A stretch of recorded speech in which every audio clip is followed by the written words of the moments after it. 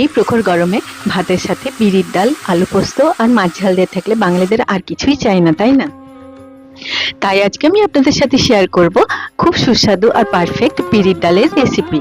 এটা বানানোর জন্য একটা বোলের মধ্যে আমি নিয়ে নিচ্ছি 1 কাপ ধোয়া বিরি বা উড়দ ডাল। বিরির ডালটা সেদ্ধ হতে কতটা সময় লাগবে সেটা ডিপেন্ড করছে বিরির ডালের কোয়ালিটির উপরে, তাই আপনারা এই সময়টা একটুখানি অ্যাডজাস্ট করে নেবেন। বিরির ডালের সেই ট্র্যাডিশনাল স্বাদটা পাওয়ার জন্য আপনারা এটাকে সর্ষের তেলেই সাঁতলাবেন।